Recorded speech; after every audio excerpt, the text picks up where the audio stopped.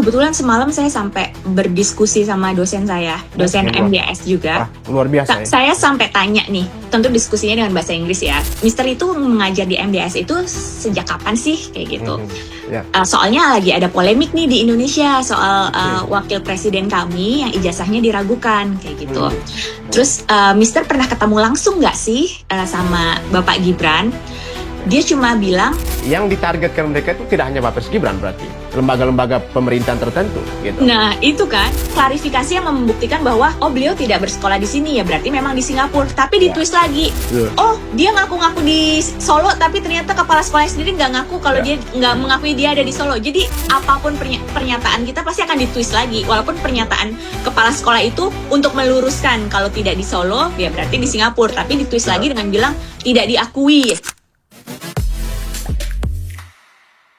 Tiba-tiba kan tahu-tahu aja notification di sosial media saya jadi rame gitu kan. Terutama yang dari video 2 tahun lalu. Saya awalnya kayak nggak terlalu ngeh, tapi tiba-tiba kok banyak notifikasi, kemudian jadi viral lagi. Kemudian saya buat video yang kedua kan yang agak panjang. Jadi di video pertama videonya pendek-pendek. Sebenarnya di video pertama itu kan saya buat beberapa video. Cuma tujuan saya buat video pendek-pendek supaya masyarakat lebih paham. Karena kalau kepanjangan kadang orang udah keburu bosen dengarnya kan. Apalagi generasi TikTok. Kadang fokus orang itu cuma bisa 1 menit atau 3 menit maksimal. Kalau video panjang-panjang pasti mereka nggak akan fokus. Tapi resikonya dengan video-video pendek yang kepisah-pisah, orang akan menerimanya cuma setengah-setengah, sebagian-sebagian. Mungkin dia nggak nonton yang video berikutnya, atau mungkin memang sengaja nggak mau lihat, kayak gitu kan. Dan itu bisa ditwist jadinya. Iya, benar. Jadi terkesan saya memberikan statement yang bertolak belakang satu dan sama lain. Kemudian yang kedua akhirnya saya buat video agak panjang 10 menit kan. Itu pun seperti saya bilang, karena videonya cukup panjang 10 menit, orang cenderung nontonnya di skip-skip. Jadi apa yang sudah saya jelaskan tetap disalahin juga kan, karena mereka nontonnya sepotong-sepotong. Jadi kayak sebenarnya apapun yang kita jelaskan, sebenar apapun kebenaran yang kita sampaikan, kalau mereka sudah tidak suka, sudah benci, ya akan percuma kayak gitu. Kemarin dipermasalahkan ijazah S1-nya. Kemudian saya buka soal ini loh di MDS pintu masuknya aja ada foto beliau sebagai alumni. Secara logika buat apa kampus masang foto seseorang yang wisuda kalau bukan alumninya? Dan saya jelasin sistem pendidikan di Singapura itu seketat apa. Jadi nggak mungkin yang namanya ada ijazah palsu. Kemudian sekarang yang diserang ijazah SMA-nya gitu. Ijazah SMA-nya. Nah ini menarik. Ini menarik, kita akan bahas lebih banyak karena gini ya. Kita boleh mulai ya sekejap. Ya boleh. Oke. Pemirsa, kemarin pasca seorang Dian podcast bersama Mosato, ya terima kasih untuk sekian banyak masyarakat Indonesia yang telah merespon baik, yang telah menyaksikan, selain mendapat banyak pengetahuan, tetapi juga ya bisa memberikan perlawanan terhadap hoax ataupun misinformasi yang dikatakan oleh para penggugat, dalam hal ini Usman Palal, Roy Suryo, dan teman-teman ya. Nah, tapi ini tidak hanya sekedar gorengan soal administratif saja, ijazah saja. Ini sudah mengarah kepada situasi politik di mana ketika fakta kebenaran dibuka, masih belum ada hal yang bisa untuk membuat mereka percaya. Nah, walaupun kita menghadirkan sekian banyak bukti, tapi ini sepertinya ya dalam quote-unquote sudah mengarah pada politik. Apakah ada langkah mendiskreditkan? Yang pertama, bisa saja mereka mendiskreditkan kepada Wapres Gibran atau keluarga Pak Jokowi. Atau yang kedua, kampus itu sendiri ataupun lembaga pendidikan dari wakil presiden kita sebelumnya. Sebagai bentuk pikiran terbalik. Nah, ada sisi lain juga yang kita akan melihat dari soal komunikasi. Di mana mereka-mereka inilah figur yang seharusnya menjadi contoh dan pernah menduduki jabatan-jabatan penting di dalam negeri ini. Sisi lain juga, mata yang menyaksikan polemik ini tidak hanya mata masyarakat Indonesia yang berada dalam domestik, dalam ruang lingkup nasional, tetapi juga dari diaspora yang tersebar di seluruh dunia. Salah satunya Dian Hunafa yang berada di Singapura. Tentu ini menjadi satu concern khusus dalam khazanah perpolitikan Indonesia. Tidak terlepas dari sistem pendidikan yang berlaku baik dalam negeri maupun di luar negeri. Hari ini kita akan membahas atau menggali lebih dalam, pemirsa, mengenai polemik ijazah Wapres Gibran. Baik, Kak Dian, seru-seru kemarin ya. Itu luar biasa bahwasannya sekian banyak respon dari masyarakat Indonesia setelah video kita cukup viral ya. Saat ini 400 ribuan lebih mencapai 500 Oh, ribuan. wow. Uh, dan komentarnya cukup banyak ya. Kita berharap itu menjadi suatu apa ya, source untuk sekian banyak teman-teman yang lain yang belum mendapat informasi. Nah, ini ada hal yang menarik dari sekian ribuan komentar, ada tersisip nih soal buzzer. Ini ya, saya ingin strike aja di awal ini. Bagaimana tanggapan Kedian? Orang bilang, wah ini muncul lagi nih ya kata-kata yang sedikit sarkas di Indonesia ini ya. Dengan sorry to say, wah ini betina baru ini termul nih, ini Termul. termul Sekarang terus saya nih. dipanggilnya Dian Termul. Ya termul terus nih, buzzer gini. Boleh diceritakan ada relasi seperti apa Kak Dian terhadap keluarga Pak Jokowi atau Wapres Gibran kita? Perlu saya tegaskan, saya pindah di Singapura itu sejak tahun 2018. Jauh sebelum Bapak Gibran mencalonkan diri sebagai wakil presiden. Sejak saya pindah ke Singapura, saya sama sekali tidak ada kaitan apapun dengan perpolitikan di Indonesia. Jadi bisa dipastikan saya bukan buzzer. Saya cuma kayak tergerak hati saya karena ini udah nggak sehat.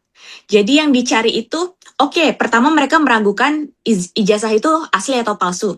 Sudah diberikan bukti, sudah ditunjukkan kebenaran, tapi tetap nggak terima.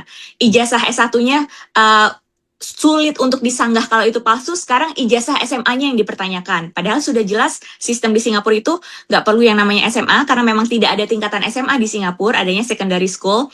Itu pun mereka tidak terima. Jadi kayak selalu mencari-cari kesalahan. Mau seperti apapun kita menjelaskan, ya mereka nggak akan terima, akan selalu dicari celah-celah untuk disalahkan. Saya Jadi sama sekali bukan buzzer. bukan buzzer ya, pemirsa ini jelas clear ya bahwasannya Kak Dian bukan buzzer. Kira-kira apa motivasinya apa gitu? Ataupun ada relasi khusus dengan keluarga Pak Jokowi gitu? Saya belum pernah bertemu langsung dengan Bapak Gibran. Cuma memang satu kampus aja. Jadi saya cuma gemes aja, saya tergerak karena ini tuh informasi yang salah yang disebarluaskan. Udah salah, terus juga pengetahuannya terbatas, kemudian dasarnya itu kan katanya-katanya yang mereka bilang ijazah harus 2 logo. Itu kata siapa? Harus dibuktikan kan? Terus udah informasinya kurang, terus juga mereka ada agenda tersendiri, juga ada istilahnya mungkin rasa sakit hati atau perasaan benci, kemudian mereka jahatnya adalah menyebarluaskan itu gitu. Padahal kalau misalnya punya masalah pribadi itu seharusnya disimpan, kebenaran adalah kebenaran. Baik kamu suka atau nggak suka, ya harusnya terima. Kalau kamu salah, sebagai orang yang bijak, harusnya akui kesalahan, minta maaf dan perbaiki. Bukan malah makin ngotot, makin kayak menyebarluaskan hal yang tidak benar gitu loh. Ya, hal terberatnya bagi mereka para penggugatnya adalah kata minta maaf nih. Itu hal yang cukup berat ya, karena sudah muncul di sekian platform sosial media dan sudah disaksikan oleh sekian banyak masyarakat Indonesia, tentu beban berat bagi mereka. Jadi ada istilah ya, sudah terlanjur basah ya mandi sudah ya gitu kan. Tapi Karena kan mereka itu kan kayak mereka merasa pintar kan, mereka merasa cerdas secara intelektual, tapi mereka itu tidak punya kecerdasan emosional. Jadi nggak bisa oke, yang namanya berbesar hati untuk mengakui kesalahan dan menerima kenyataan. oke, emosional ya, Emotional intelektual. intelligence-nya Ya, kurang. intelijen. Oke. Ya ini tadi Kadian sempat menyinggung satu kata yaitu agenda. Nah, ini kan sudah lebih banyak untuk kita jabarkan ya.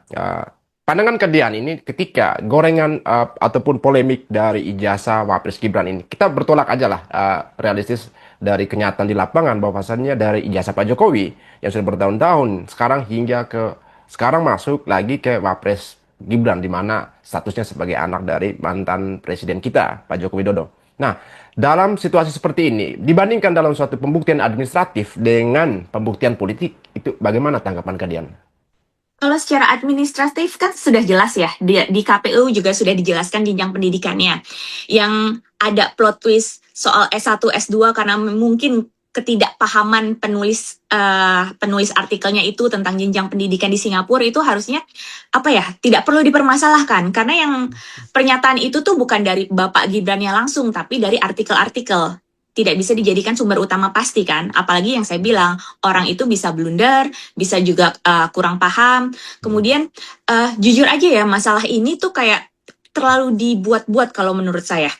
Jadi Oke. ijazah S1 dipermasalahkan, sedangkan saya sudah bilang sistem di Singapura sangat ketat, hampir nggak mungkin mengeluarkan ijazah palsu. Dan Ya. ingat, setiap negara itu punya sistem pendidikannya sendiri. Mhm. Setiap kampus pun punya requirement tersendiri untuk menerima mahasiswa Ya. baru, bisa dengan Ya. berbagai cara kayak gitu. Dan Ya. orang nggak terima itu, masih aja dipermasalahkan Hmm. ijazah SMA-nya mana. Saya tegaskan sekali lagi, Bapak Gibran itu kuliahnya di Singapura. Untuk masuk universitas di Singapura, yang diperlukan adalah selesai secondary school. Tidak perlu selesai SMA, karena memang beda sistem pendidikan. Untuk selesai secondary school itu 4 tahun atau 5 tahun. Saya terangkan lagi, Ya. 3 tahunnya itu SMP, sudah diselesaikan di Indonesia. Berarti Ya. beliau tinggal melanjutkan 2 tahun di Singapura. Dan itu pun sudah dijalankan di Orchid Secondary School. Ya. Lalu masalahnya di mana? Orang masih ramai dengan bilang, kenapa SMA-nya cuma 2 tahun? Ya karena memang secondary school itu syaratnya cuma 5 tahun. 3 tahun sudah di Indonesia, 2 tahunnya tinggal dilanjutkan di secondary school sini. Dan kemudian di Indonesia ada yang namanya foundation. Ya. Itu yang jenjang pendidikan itu yang tidak familiar di Indonesia. Sulit untuk dipadankan dengan apa. Dan kalaupun KPU akhirnya menuliskan UTS itu sebagai SMA, menurut saya itu juga sudah tepat. Karena gini, data di KPU itu kan data publik yang dilihat oleh masyarakat Indonesia.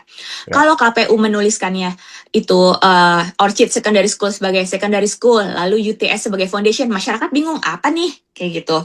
Jadi menurut saya KPU menuliskan Orchid Secondary School sebagai SMA dan UTS sebagai SMA itu sudah tepat supaya masyarakat paham, oh SMP-nya kan sudah jelas di Indonesia. Kemudian jenjang pendidikan setelah SMP kan SMA. Jadi itu untuk mempermudah masyarakat biar paham aja. Gitu. Ada satu lagi nih Kak di sosial media. Yang ngotot bilang, kenapa nggak ditulis secondary school atau foundation aja? Ya pertama masyarakat pasti akan bingung. Kedua, itu tidak familiar. Dan yang ketiga, orang itu bilang gini, buktinya salah satu calon pasangan lain waktu itu menuliskan pendidikan terakhir adalah MA, Madrasah Aliyah. Madrasah Aliyah. Kan itu sistem pendidikan Indonesia, ditulis MA pun masyarakat paham. Kalau secondary school masyarakat belum tentu paham. Terus dia bilang, kata siapa masyarakat nggak paham? Ada kok secondary school di Indonesia, di Jakarta. Saya berusaha jelaskan lagi, ada secondary school di Jakarta, tapi kan itu international school. Dan international school kan baru-baru ini aja ya, banyak bertebaran di mana-mana. Dan masyarakat tuh belum tentu familiar dengan sistem international school itu. Jadi itu. Terimalah kebenaran, terimalah kenyataan, udah nggak perlu diperdebatkan lagi. Ini kayak sengaja dicari-cari terus aja. Ya. Berarti unsur politisnya sangat kuat ya. Iya. Dari di balik gugatan mereka ya, di balik tuduhan mereka lah, kita katakan seperti itu ya. Nah, ketika kita melihat mereka terus berada di ruang sosial media, terus menggoreng ataupun sekaligus menggiring secara langsung ya, baik secara langsung melalui narasi mereka, bahkan ya keterlibatan media gitu. Jadi mungkin ini kita berpikir netral aja. Terus saya kaitkan dengan bagaimana Kak Dian pernah menyelesaikan jurusan Media Culture and Communication. Dan ini kan sesuatu yang menjadi hal yang sangat urgen ya ketika berada di ruang sosial media atau katakan ruang publik, metode penyampaian informasi ini. Seperti apa yang Kak Dian mungkin pertama yang mau kritis seperti apa dari para penggugat, terus yang kedua dari pihak KPU sendiri gitu. Jadi sebenarnya masalah ini ya, kebetulan semalam saya sampai berdiskusi sama dosen saya, dosen MBS juga. Luar biasa ya. Saya sampai tanya nih, ya tentu diskusinya dengan bahasa Inggris ya, tapi kurang lebih artinya seperti ini. Mister itu mengajar di MBS itu sejak kapan sih kayak gitu? Soalnya lagi ada polemik nih di Indonesia soal wakil presiden kami yang ijazahnya diragukan kayak gitu. Terus Mister pernah ketemu langsung nggak sih sama Bapak Gibran? Dia cuma bilang he was there. Jadi Bapak Gibran di sana. Terus dia bilang, tapi saya tidak bisa, bukan kapasitas saya untuk menjelaskan, karena saya dosen komunikasi dan beliau kuliah marketing. Jadi dan saya juga bukan perwakilan resmi pihak MDIS dan ini juga dia itu tidak ada kaitannya langsung ya, apalagi dia Singaporean. Jadi dia cuma bilang orang akan mau mendengar apa yang sudah mereka percayai. Jadi percuma kita menjelaskan kayak apa, orang nggak akan percaya. Dan beliau bilang, ini hal yang lucu gitu. Sudah jelas-jelas ada ijazah degree S1, tapi masih dipertanyakan justru ijazah SMA-nya. Kayak untuk masuk kuliah aja pasti ada persyaratannya kan. Ya, Kayak gitu. requirement. Ya. Itu kayak eh, ya beliau malah bilang kalian orang Indonesia itu kenapa ya suka mempermasalahkan hal-hal yang kurang substansial kayak gitu. Saya jadi kayak oh iya, dan dia mengingatkan ini udah bukan lagi mengenai pembuktian asli atau Administratif. palsu, tapi memang sudah ada agendanya. Beliau malah memperingatkan saya lah untuk hati-hati. Oke. Nah, luar biasa ya untuk terima kasih ya untuk dosennya Kadian ya, yang artinya narasinya itu sebenarnya narasi peduli ya, bahwa peduli terhadap kita Indonesia ya. Memang kita berharap itu hal-hal yang bisa menjadi koreksi ya dalam hal ya ketika berhadapan dengan kasus-kasus tertentu. Dan kalau kita melihat lagi lebih jauh ya, ketika tadi dikatakan soal metode penyampaian informasi ya, kalau kita, mungkin kita kritisi atau di pihak KPU mungkin ada salah input, typo ataupun misinformasi keterkaitan apa penyampaian data, penyaluran data dari partai politik tertentu ya, seperti itu dalam untuk menginput dan sebagainya ya. Tentu itu perlu di cross check dan itu sesuatu yang teknis ya, sesuatu yang teknis. Tetapi pembuktian sah secara administratif ya itu ada ya, tentu memang itu nggak bisa dibantahkan. Nah, kalau kita melihat soal bagaimana kita ingin menggarisbawahi mengenai metode penyampaian informasi.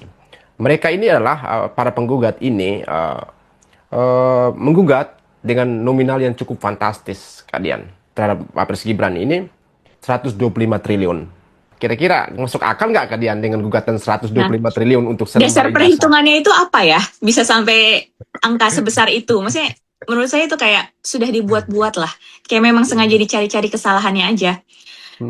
Diminta ijazah SMA, ada ijazah yang disetarakan, tetap nggak terima juga kan. Jadi memang mau sampai kapanpun akan terus ada perdebatan, akan terus dicari kesalahan. Jadi hal-hal nggak masuk akal sampai kenapa penyetaraan ijazahnya baru dilakukan 2019, itu juga jadi pertanyaan. Itu kan suatu hal yang remeh ya.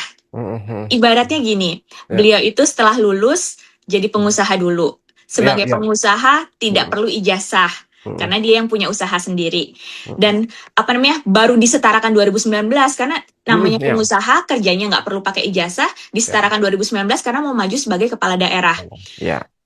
Kecuali kalau misalnya dia ada kepentingan setelah lulus pengen buru-buru masuk PNS atau pengen buru-buru masuk ke pemerintahan, barulah lulus langsung buru-buru disetarakan ijazahnya. Kan ini memang saat itu beliau belum ada kepentingan untuk terjun ke pemerintahan kan, jadi baru disetarakan ketika beliau mau mencalonkan diri sebagai kepala daerah, ya itu bukan suatu masalah. Saya rasa nih banyak banget lulusan orang Indonesia yang kuliahnya di luar negeri, ijazahnya pun sampai sekarang belum disetarakan karena memang tidak ada kepentingan untuk ke situ. Benar. Dan tolonglah data dan buktikan secara nyata gitu, jangan cuma sekedar katanya. Ya, karena memang ruang publik ya itu lebih percaya ketika lebih percaya diri ya, tidak hanya percaya, tapi lebih percaya diri ketika mengeluarkan atau mengucapkan kata-katanya gitu ya. Tapi masalahnya di sini tuh nggak berimbang ya Kak. Maksudnya gini, kalau kita misalnya mau secara fair, jadi yang diekspos itu jangan cuma pihak sana dong yang bilang palsu. Harusnya pihak kita nih yang bisa memberikan data dan bukti harus diekspos juga gitu. Kan selama ini masyarakat jadi membenci karena pihak pembenci itulah yang terus diekspos, yang terus dilihat masyarakat. Jadi masyarakat yang nggak tahu dianggapnya yang benar itu. Sedangkan kita yang memang benar-benar punya buktinya, itu tidak tersentuh masyarakat. Jadi masyarakat nggak tahu loh kalau memang ternyata buktinya seperti ini. Oh, berarti konteksnya ini mengadu data ya Kak Dian ya? Iya, seperti itu. Mengadu data, baik. Tapi ini ketika dalam hal untuk mau mengadu data, ini kita berhadapan dengan Undang-Undang Keterbukaan Informasi Publik. Nah, ini yang menjadi satu pertentangan juga belakangan ini ya. KPU akhirnya harus menjalani dinamika yang sesaat kemarin ya. Membuka, after that tutup, kemudian bisa diakses lagi dan memang secara apa ya spesifik data-data yang sudah masuk di input di KPU diberi keterbatasan untuk mengakses. Ini gimana Kak Dian? Karena menurut saya gini, KPU berusaha untuk bijak juga ya. Bukannya mau menutupi. Jadi akses dibuka, jadi serba salah juga nih. Akses semua serba dibuka, pasti akan jadi bahan ejekan. Contoh gini, ijazah udah ditunjukkan ke publik. tapi dicari salahnya, dicari dibilang logonya lah, ininya lah, itunya lah, dan apa ya, untuk menghindari kayak yang bersangkutan itu kena kemarahan publik tanpa arah, oke lah, nggak usah terlalu dibuka. Yang pasti KPU menyatakan data-datanya sudah jelas lengkap. Masyarakat marah juga. Kenapa ditutupi? Kenapa nggak dibuka? Jadi memang serba salah.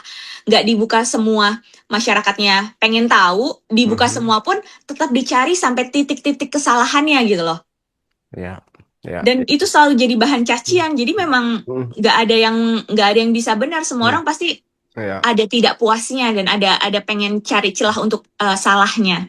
Berarti menurut kalian ini logikanya yang ditargetkan mereka itu tidak hanya Pak Gibran berarti lembaga-lembaga pemerintahan tertentu gitu. Nah, itu kan misalnya kayak kita sebagai masyarakat meragukan lembaga-lembaga kita sendiri itu seperti apa gitu loh. Misalnya kayak tolonglah, kita sudah terlalu banyak hal negatif di sekitar kita. Coba kita untuk start kitanya sendiri positif dan menyebarkan hal-hal positif juga. Jadi biar masyarakat juga istilahnya ikut terbawa positif. Jadi yang disebarkan jangan hal-hal negatif aja.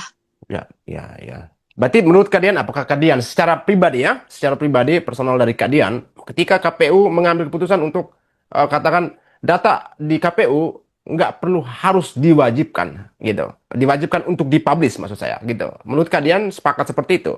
Jika kita kaitkan dengan undang-undang keterbukaan informasi publik, bahwasan ada batasan tertentu, bahwa dikatakan bahwa ijazah bagian dari data pribadi gitu. Untuk saat ini ya, dengan agresifnya serangan di sosial media, saya rasa untuk saat ini keputusan KPU tepat untuk saat ini. Jadi namanya, apalagi keputusan hukum itu kan seiring berjalannya waktu kan bisa ada perubahan kan. Ya. Disesuaikan dengan kondisi masyarakat pada saat itu. Untuk saat ini dengan begitu agresifnya masyarakat, dibuka pun pasti tetap dianggap salah gitu. Segala foto sampai segitu detailnya orang ijazah nggak boleh pakai kacamata, nggak boleh begini, nggak boleh begitu. Logo harus begini, harus begitu. Kayak udah ada barangnya aja, tetap disalahin kan? Ya, Gitu loh. iya, Jadi iya, memang nggak benar. akan pernah puas. Benar. Berarti memang ya ibarat tadi seperti yang saya katakan tadi ya bahwasannya memang ini bermuatan politis. Tapi ketika mereka tidak hanya menyerang seorang Wapres Gibran, tapi ada sedikit menyentil lembaga-lembaga pemerintahan itu yang artinya secara tidak langsung mereka menjatuhkan kredibilitas dari lembaga pemerintahan. Di mana kan lembaga-lembaga pemerintahan ini sudah berkontribusi dalam suatu penyelenggaraan nasional. Itu yang sisi lain ya kita taatilah gitu ya bahwasannya demi keamanan data dan informasi apapun yang untuk stabilitas sosial gitu. Nah, ini ketika situasi ini memanas di dalam negeri tapi suhunya itu sampai ke luar negeri.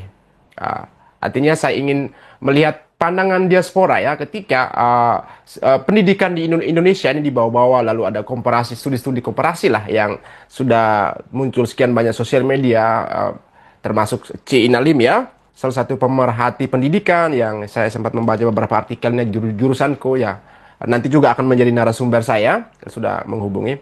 Ini yang saya ingin concern bagaimana pandangan kalian sebagai diaspora, responsibility-nya bagaimana terhadap pendidikan gitu, care-nya dan lihat suatu hal yang ketika diangkat ini isu pendidikan ini menjadi suatu ratingnya tuh menjadi naik gitu. Bahwasannya kita SDM-nya rendah di Indonesia ini banyak beberapa daerah-daerah tertinggal gitu. Gimana tanggapan kalian? Nah, justru gini, walaupun saya tinggal di luar negeri, saya sebagai diaspora yang menuntut ilmu di luar negeri, setidaknya kontribusi saya itu bisa dengan cara membuka kebenaran, kemudian jadi jembatan komunikasi. Jadi ilmu yang saya punya, saya kasih tahu dengan bahasa yang mudah dipahami, biar masyarakat Indonesia itu paham loh kayak gitu. Saya rasa ada baiknya ya diaspora lain juga ikut berbicara lah. Jadi nggak cuma saya aja. Jadi biar kita yang punya ilmu di luar negeri, yang punya perbedaan sistem pendidikan, ada baiknya jadi jembatan komunikasi dan gunakan bahasa yang mudah dimengerti supaya masyarakat juga bisa lebih paham kayak gitu. Ya, simplifikasi informasi ya. Iya. Ya, kita melihat memang bahwasannya kita di sini untuk menerima informasi itu cepat. Seperti di awal-awal tadi ya, kalian mengatakan kita memang menerima informasi, tetapi kita tidak mau ingin mendalami informasi lebih Ya, jauh. Nah, di situ yang menjadi salah satu hal ya. Kadang-kadang ya apa ya, dengan penggunaan istilah ya, kita bermain dengan penggunaan istilah ya. Katakan mereka bermain dengan penggunaan istilah dan sebagainya. Ya, artinya memberikan sesuatu yang ambigu gitu ya. Dengan oh ini artinya ya, apa? Dan hal-hal dalam metode penyampaian saya pikirkan kalian jauh lebih apa ya, keren lah katakan gitu, jauh lebih mengetahui ilmunya karena kalian dalam ilmu komunikasi ya, media dan culture-nya ini kan. Nah, ini bagaimana kalian saya ingin menyoroti tentang cross culture understanding ini dalam dunia pendidikan ini. Bagaimana? Jadi memang sudah semestinya itu kayak orang-orang yang kuliah di luar negeri seperti saya atau terutama yang sistem pendidikannya beda ya untuk lebih kayak menyebarluaskan lah. Kalau kita memang ada perbedaan sistem pendidikan dan tolong terima, nggak bisa dipaksain, memang beda. Tiap negara punya Ya. otoritasnya sendiri dalam menentukan sistem pendidikannya dan orang Indonesia juga punya sistem pendidikannya sendiri dan ya udah kita memang berbeda dan terima itu gitu loh. Nggak perlu dipaksakan, nggak perlu disama-samakan dan nggak karena berbeda itu nggak perlu dituduh sebagai sistem yang palsu atau ijazahnya palsu itu kayak sudah tidak masuk akal. Oke, baik ya. Nah, ini luar biasa ya. Artinya kan salah satu bentuk ataupun bagian cara diaspora berkontribusi ya terhadap Iya, pendidikan di Indonesia ya. Mungkin tidak hanya agensi dalam dunia pendidikan, tetapi pengetahuan disalurkan langsung melalui sosial media. Dan ini kita apresiasi apapun ya tindakan orang-orang yang berjasa di dunia pendidikan. Satu hal ini lagi Kadian, ketika melihat ini serangan yang lebih sedikit mengerucut akhir-akhir ini memperdebatkan soal UTS ya. Memang ada beberapa juga alumni dari Indonesia dan mereka mengatakan soal insert dalam hal matrikulasi ataupun kelas persiapan atau ya, preparatory foundation.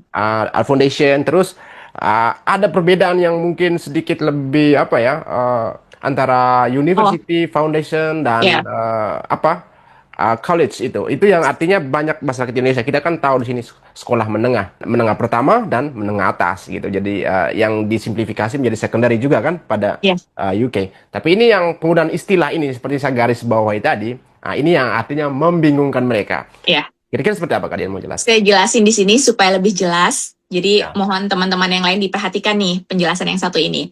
ya. UTS itu memang kampus dari Sydney kan. Dan biasanya di luar negeri di beberapa kayak Singapura atau di Australianya sendiri, Hmm. kampus itu mengadakan sistem pendidikan yang namanya foundation. Fungsinya untuk apa? Fungsinya itu untuk kelas persiapan sebelum siswa tersebut join langsung ke kampusnya. Hmm. Jadi memang ini belum tingkat universitas, ini baru tingkat Oke. persiapan.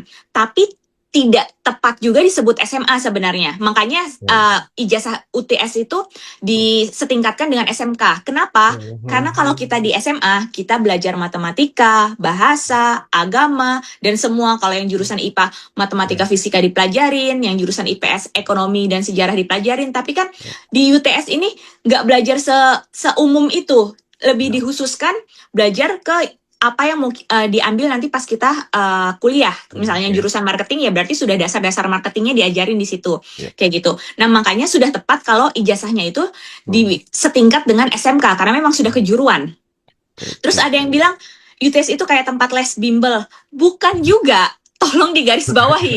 Sama SMA aja beda. SMA pelajarannya itu istilahnya masih umum, IPA, IPS, dan bahasa, dan matematika. Sedangkan di UTS itu, misalnya di foundation, tidak belajar itu lagi. Ya. Belajarnya memang sudah kejuruan. Dan Kalau bukan, bimbel kan sudah jadinya lembaga pendidikan nah, non formal dong. bimbel itu kan jatuhnya kayak kita persiapan untuk mengikuti tes. Istilahnya kita Ya. pelajaran tambahan, belajar lagi matematika, belajar lagi bahasa Ya. Inggris supaya lolos Hmm. tes universitas. Sedangkan UTS ini kan bukan lagi umum yang dipelajari matematika dan Benar. lain-lain, bukan lagi belajar itu, tapi marketing ya dasar-dasar marketing. Kalau jurusan komunikasi biasanya Iya. dasar-dasar komunikasinya sudah dipelajari di situ supaya nanti saat kita ikut tes, biasanya kan untuk masuk ke university itu ada tesnya lagi. Kita udah ada gambaran nih dan Iya, kita bisa iya. lolos tesnya nih kayak gitu. Berarti kan tadi kalian katakan bimbel yang dikatakan oleh orang ya. Nah, Itu kan itu yang saya garis bawahi sini adalah kita kan Indonesia kan dua sistem pendidikan ya. Bukan dua sistem pendidikan. Ada istilahnya pendidikan formal dan non formal. Ya, ini kan logikanya ijazah Mas Gibran disetarakan dengan SMK, berarti kan pendidikan formal. Bagaimana dikatakan sampai bimbel? Kalau bimbel ini kan masuk dalam kategori pendidikan non formal kan? Ya seperti jadi itu makin gitu. ngaco lagi kan Iya. gitu. Ya, ya. Ya silakan lanjutkan kalian. Ya karena orang nggak tahu UTS Mhm. itu apa? Memang itu universitas, tapi dia punya program foundation. Oke. Hampir semua universitas ya, di Singapura Ya. maupun di Mhm. Australianya sendiri, mereka punya program foundation. Dan itu Mhm. bukan SMA, karena memang tidak belajar lagi pelajaran yang umum, matematika dan bahasa dan lain-lain, tapi lebih ke penjurusan, makanya itu Mhm. setara kayak SMK, sudah Ya. kejuruan lah intinya. Mhm. Kayak gitu. Dan Ya. bukan bimbel juga, itu sangat Ya. jauh berbeda. Kayak gitu. Ya. Berarti Saya layak malah ya bahwa lihat ntar. komen seperti itu, saya jadi kayak ketawa sendiri. Kayak, loh kok jadi bimbel? Kayak, Anda nggak tahu, Anda baru katanya-katanya. Terus disamakan sama hal yang cuma Ya. sepemahaman Anda aja. Padahal itu Benar. jauh berbeda.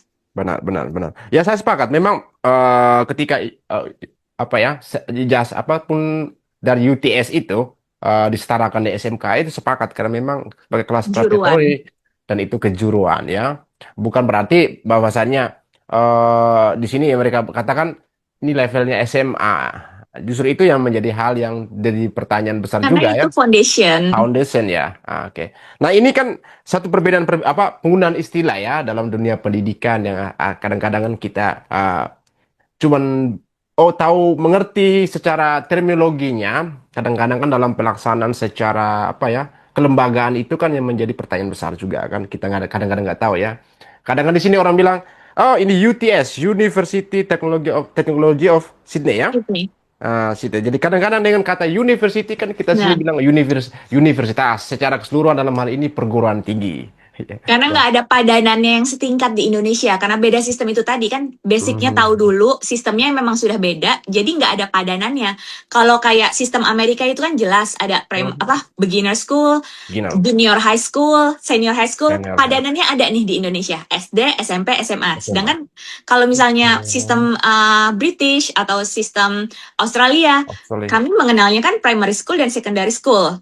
Secondary Mhm. school dibilang SMP, SMA juga Oke. agak-agak lah ya, nggak bisa tepat juga disebut itu SMP dan SMA karena ada 5 tahun. Mhm. Ya. Tapi dibilang full secondary school itu SMA-nya 5 tahun juga nggak bisa disebut seperti itu. Jadi karena memang beda sistem, jadi susah untuk Mhm. dipadankannya. Apalagi foundation, orang nggak tahu foundation Ya.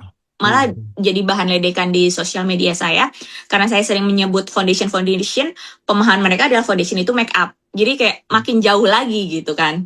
Mhm. Ya, ya, memang luar biasa ya penjelasan Dian. Artinya kan saya mendapat insight-nya bahwa ya soal padanan ya, padanan dalam hal ini ya mungkin kalau istilahnya penyetaraan ya, Karena penyetar sistemnya berbeda, sistemnya berbeda ya. padanannya sulit untuk dicari ya, makanya Mhm. di data KPU ditulisnya SMP, SMA, SMA. Terus Ya. orang bilang lagi, kok SMA-nya 2 kali gitu. Padahal tidak ada padanan yang bisa tepat untuk disebut untuk secondary school Mhm. sama foundation itu, Ya. kayak gitu. Ya, karena kita juga berhadapan dengan sistem di dalam pemerintahan kita ya saat ini ya, yang kita harus akui bahwa banyak nomenklaturnya yang harus diadaptasi ya. Iya, benar-benar. Itu yang menjadi persoalan. Mungkin mudah-mudahan bisa ada hal-hal yang bisa disimplifikasi dalam suatu apa ya konteks administratif seperti ini supaya masyarakat Indonesia itu ya berharap ya tidak harus berpikirnya dua tiga kali gitu dalam hal ini artinya apa dan sebagainya. Justru Hmm. itu yang menjadi persoalan. Publikasi juga penting sih. Jadi selain Oke. kita oke lah Mhm. ada momen penyetaraan penamaan yang tepat, juga harus Mhm. disebarluaskan biar masyarakat tuh makin Oke. familiar. Ini kan orang ngotot karena dia nggak tahu dan nggak familiar kayak gitu Mhm. kan. Oke. Iya, ya benar ya. Dan itu tugas berat untuk Kakak Dian, Media Culture and Communication. Ya, Kakak ya. juga karena kakak kan ya sebagai YouTuber suka Betul.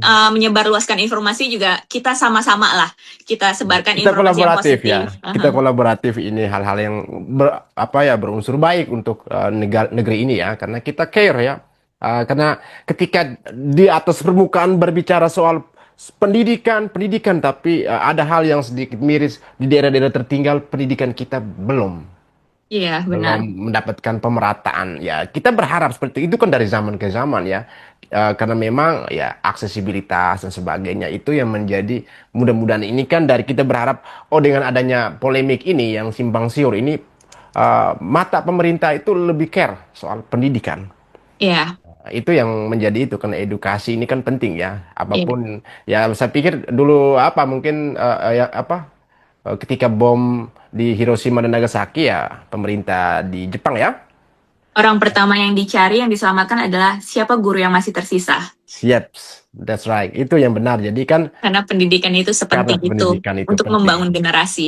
Mhm, benar, karena ya ya berharapnya well educated lah untuk semua ya kita berharap. Nah ini satu hal lagi nih kalian yang masih menjadi turunan dari ilmu komunikasi ya, cherry picking.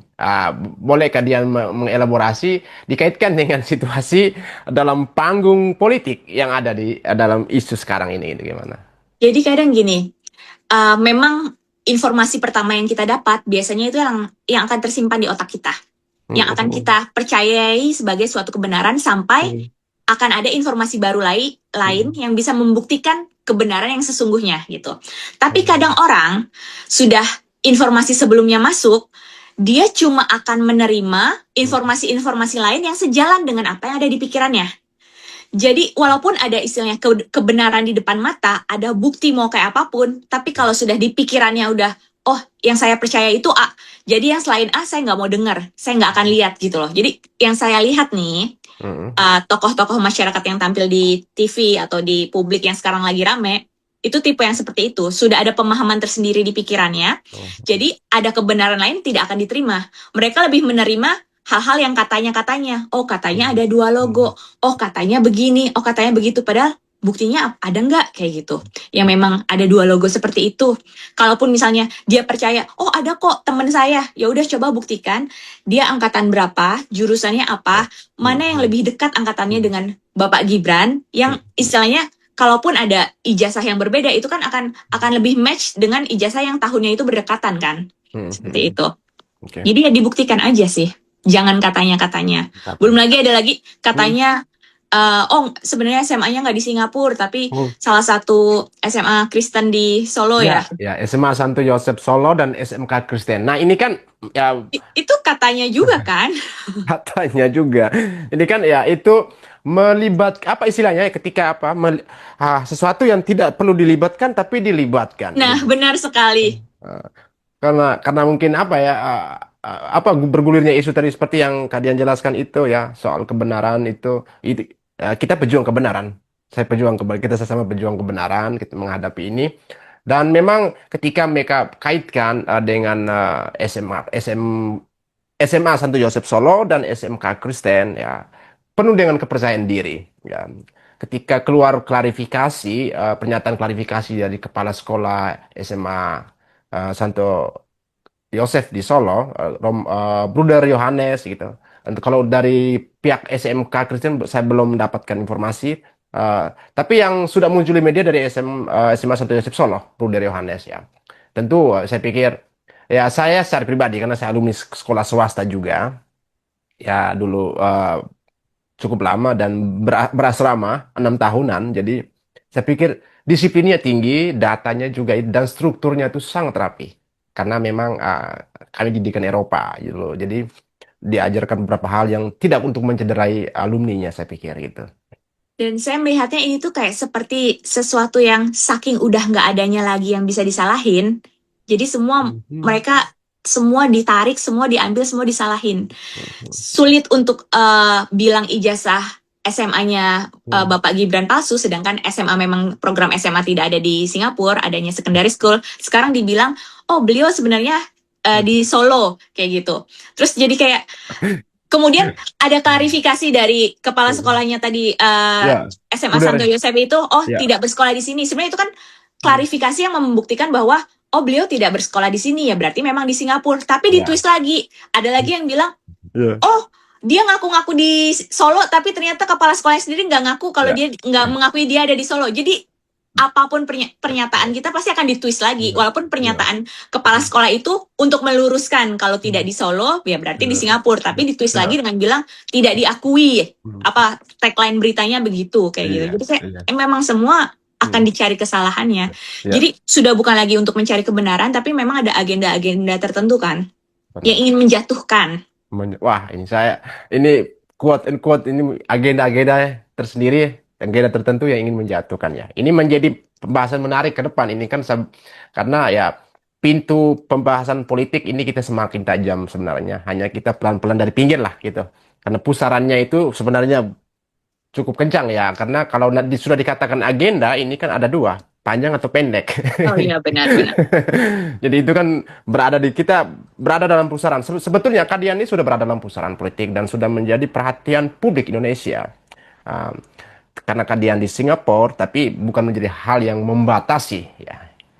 Itu tetap memberi informasi ya, karena kita membutuhkan itu dari diaspora. Seperti yang tadi Kadian sarankan ya, beberapa diaspora yang punya kepedulian lah untuk Indonesia, boleh kita panggung media di Indonesia itu selalu terbuka. Bahkan ya kita mungkin secara personal berhubung kayak berkomunikasi satu sama lain, kita akan selalu memberi kesempatan sebenarnya. Saya berharapkan bahwasannya kita anak muda Kadian ini dengan pemikiran yang brilian ya, netral dalam memberikan pemahaman, pandangan, dan itu mencerahkan masyarakat Indonesia. Ada orang yang melihat apa yang disampaikan Kadian itu secara tiba-tiba ya. Nah, itu yang mereka bilang termul dari buzzer dan sebagainya. Mhm. Nah, justru itu kan yang kita terima baik aja. Bahwasannya ada hal baik yang sudah kita berbuat kan, itu yang soal kebijaksanaan. Nah, terakhir ini Kadian, dari diskusi kita ini ya, uh, mungkin saya minta maaf artinya kalian sudah masuk terlalu jauh dalam situasi seperti ini. Tapi terlepas itu juga saya melihat beberapa referensi potongan-potongan video kalian dari di tahun sebelumnya ya, 23. 2023. 2023. Ya, 2003 ya di tahun itu. Gimana situasi waktu itu? Ya cukup panas ya. Bagaimana pihak dari oposisi waktu itu ya yang ingin menguliti juga materi yang sama, polemik yang sama. Dan kira-kira menurut kalian ini ya, dalam pandangan sebagai seorang lulusan komunikasi, ya kita merujuk kepada komunikasi politik. Nah, kalian pandangannya gimana ya dalam ruang khazanah publik ini Indonesia nih? Saya tidak menanyakan soal interest, tapi pandangan aja. Saya melihatnya ini tuh kayak udah repetisi nggak sih? Kayak Repetisi ya, ya, repetition ya. Wow, ini yang salah. sebelumnya bapaknya yang dipermasalahkan ijazahnya. Mhm, Ijazah Bapak Jokowi. Bahkan mhm, pihak kampus sudah menyatakan itu ijazah asli, masih dicari-cari kesalahannya.